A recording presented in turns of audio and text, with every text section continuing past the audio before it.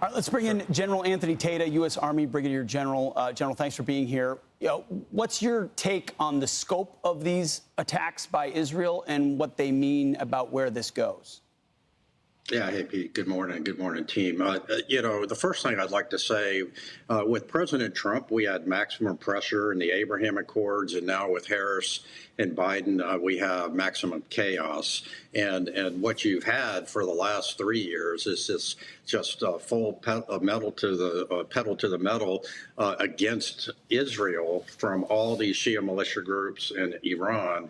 And now Iran has struck back in a very precise way military targets. And I don't know if they made a trade with the United States or if they were pressured by the United States not to go after the oil infrastructure and the nuclear infrastructure. Perhaps that's the next round of attacks if Iran escalates. But, what we've got right now is Israel demonstrating that the F-35s and its capabilities can defeat the S-400 Russian air defense systems that Russia provided to Iran, and it's a serious situation, and the whole region is on fire right now because of the Harris-Biden incompetence. Yeah, I think that's very clear, General, and I love the way you laid out how things were under Trump with regard to this situation, and that we're basically now sitting on a tinderbox. I think it's also interesting that, as Kamala Harris in her last weeks is saying,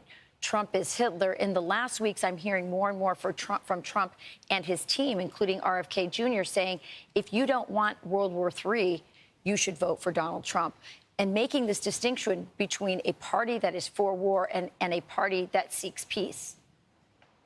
Right, Rachel. Think about what Trump did for Israel.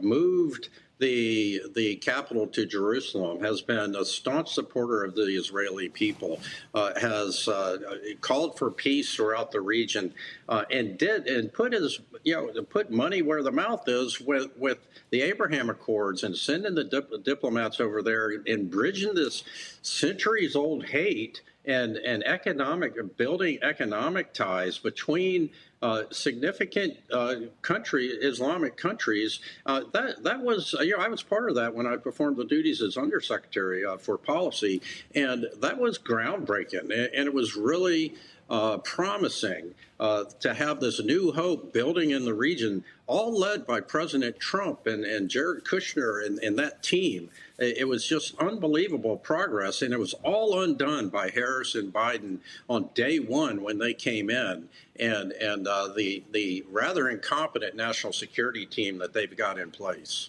Yeah. All right. Well, General Anthony Tata, thanks for joining us this morning on this big news. I'm Steve Doocy. I'm Brian Kilmeade. And I'm Ainsley Earhart. And click here to subscribe to the Fox News YouTube page to catch our hottest interviews and most compelling analysis.